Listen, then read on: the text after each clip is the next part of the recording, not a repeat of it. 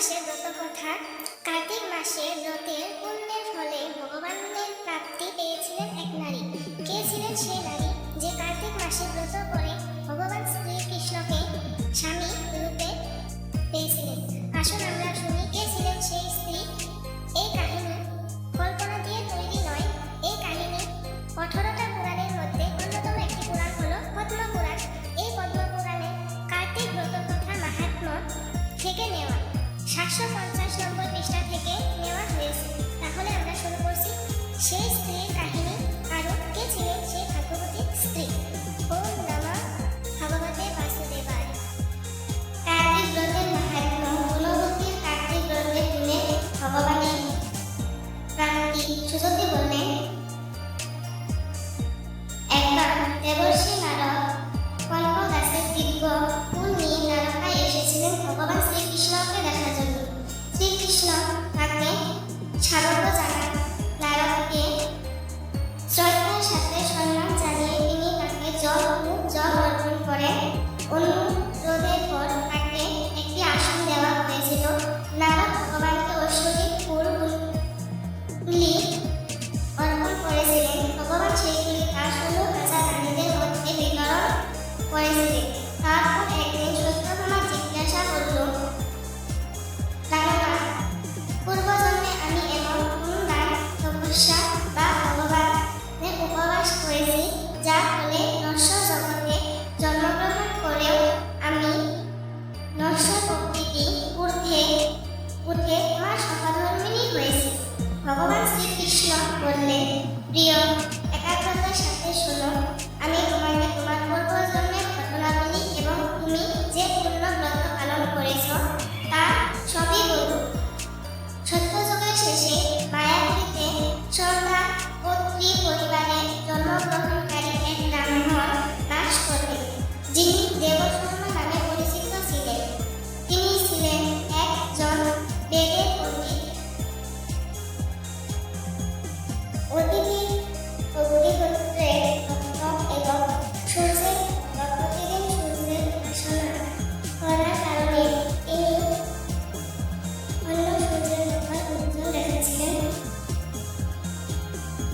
তাদের অবস্থা ক্রমশ খারাপ ছিল। ব্রাহ্মণের কোনো পুত্র ছিল না। তার একমাত্র কন্যা ছিল, যার নাম ছিল গুণবতী। তিনি তাকে তার শিষ্য চন্দ্রের সাথে বিবাহ দেন।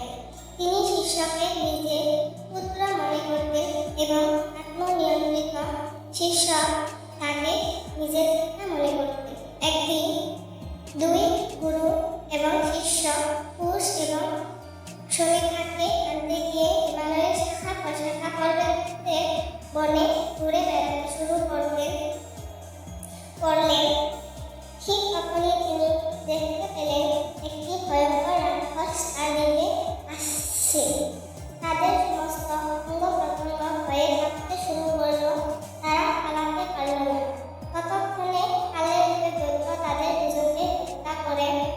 সেই অঞ্চলের প্রভাবে এবং নিজেরা ধার্মিক হওয়ার ফলে আমার সহযোগীরা তাদের দুজনকে বৈকুণ্ঠ ধামে নিয়ে গিয়েছিল। তিনি সারা জীবন যে ধর্মকর্ম করেছেন, যেমন সূর্যের উপাসনা, তাতে আমি খুবই সন্তুষ্ট ছিলাম। সূর্যের উপাসক শিব, গণেশ, বিষ্ণু এবং শক্তিও ওনাকে লাভ করেন। যেমন বৃষ্টির জল চারদিক থেকে সমুদ্রে যায়, তেমনি এই 5 জনের উপাসকরা আমার কাছে আসেন। আমি একটি প্রভু লীলা অনুসারে বিভিন্ন নাম ধারণ করি।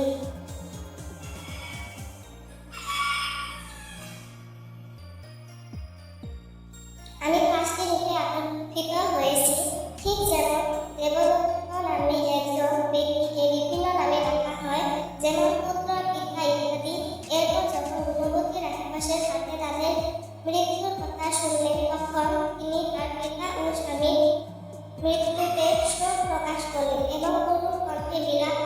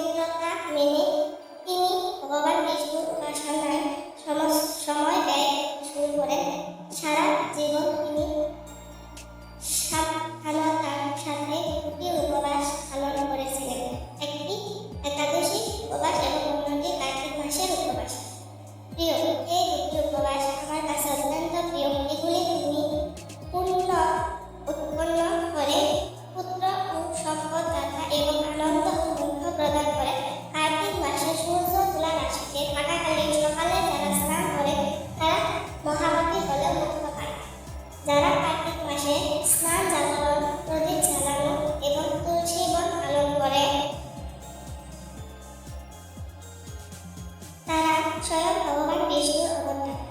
যারা শ্রী বিষ্ণু মূর্তি ঝাড়ু দেন, স্বস্তিকা ইত্যাদি উৎসর্গ করেন এবং শ্রী বিষ্ণু পূজা করেন, তারা জীবনে মুক্তি পান। যারা কার্তিক মাসে 3 দিনও এই নিয়ম মেনে চলেন, তারা দেবতাদের কাছে পূজনীয় হয়ে ওঠেন। তারপর যারা সারা জীবন এই কার্তিক উপবাস পালন করেছেন, তারা এই উপবাস পালন করেছেন, যারা এই আচার অনুসরণ করেছেন, তাদের সম্পর্কে আমি কি বলবো। এইভাবে ভগবতী প্রতি বছর কার্তিক উপবাস পালন করতেন। তিনি অবিরাম ভক্তির সাথে ভগবান বিষ্ণুর সেবায় নিজেকে নিবেদিত করতেন। একদিন যখন বার্ধক্য তার সমস্ত অঙ্গ প্রত্যঙ্গ দুর্বল করে দিয়েছিল এবং তিনি নিজে জ্বরে উঠেছিলেন, তখন তিনি কোনোভাবে ধীরে ধীরে গঙ্গার তীরে স্নান করার জন্য যেতে সক্ষম হন। জলে পা রাখার সাথে সাথে তিনি ঠান্ডায় কাঁপতে কাঁপতে পড়ে যান। সেই আতঙ্কের অবস্থায় তিনি আকাশ থেকে একটি বিমান নামতে দেখলেন, যার মধ্যে একটি শঙ্খ ছিল। এটি চক্র, গদা এবং পদ্ম ধারণকারী শ্রী বিষ্ণুর রূপের সহযাত্রীদের দ্বারা সজ্জিত এবং এতে গুরুর প্রতীক লেখা একটি পতাকা উঠেছে। বিমানটি যখন কাছে এলো, তখন তিনি একটি দিব্যরূপ ধারণ করলেন এবং তার উপর বসলেন। তার জন্য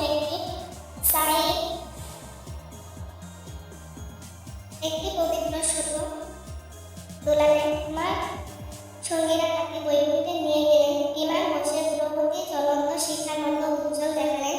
কার্তিক ব্রত পালনের পুণ্যের মাধ্যমে তিনি আমার কাছে একটি স্থান নিশ্চিত করলেন। পরবর্তীকালে যখন আমি ব্রহ্মা এবং অন্যান্য দেবতাদের অনুরোধে এই পৃথিবীতে আসি, তখন আমার সভাসদরা আমার সাথে এসেছিল। ভাবিনি সমস্ত যাদবই আমার সভাসদ। তারা আমার মতো ফুলে সজ্জিত এবং আমার প্রিয়। তোমার পিতা দেব শর্মা এখন সত্যাজিৎ হয়েছেন। শুভচন্দ্র শর্মা হলেন গুরু এবং তুমি সদাচারী। কার্তিক উপবাসের পুণ্যের মাধ্যমে তুমি আমার সুখকে অনেক বাড়িয়ে দিয়েছ। তোমার পূর্বজন্মে তুমি আমার মন্দিরের প্রবেশ পথে একটি তুলসী গাছ লাগিয়েছিলেন এবং এর কারণে কল্পবৃক্ষ অথবা ইচ্ছাকৃত গাছ তোমার উৎপন্নকে শোভা পায়। অতীতে কার্তিকের সময় তুমি যে প্রতীক নিবেদন করেছিলে, তো এই স্ত্রী লক্ষ্মীকে তোমার বাড়িতে এনেছে। তোমার সমস্ত উপবাস এবং অন্যান্য আচার অনুষ্ঠান তোমার স্বামী ভগবান বিষ্ণুর সেবায় উৎসর্গ করেছে এবং তাই তুমি আমার স্ত্রী হয়েছ। তুমি তোমার মৃত্যু পর্যন্ত কার্তিক উপবাস পালন করেছ এবং এর প্রভাবের কারণে তুমি কখনো আমার থেকে বিচ্ছিন্ন হবে না। এইভাবে যারা কার্তিক মাস উপবাস করে, তারা আমার কাছে আসে, ঠিক যেমন তুমি এখানে এসে আমাকে আনন্দ দিয়েছ। যারা কেবল যজ্ঞ, দান, তপস্যা এবং উপবাস করে, তারা কার্তিক উপবাসের এক ভাগ্য পূর্ণ অর্জন করতে পারে না। সুজতি বললেন, এইভাবে সেই সময় মহারাজা সত্যকামা বিশ্ব ব্রহ্মাণ্ডের অধিপতি শ্রীকৃষ্ণ মূর্তিকে তার পূর্বজন্মের পবিত্র মহিমার বাণী শুনে খুব খুশি হয়েছিলেন। রাধে রাধে বন্ধুরা, আপনারা এই কার্তিক মাসের ব্রত কথা শুনে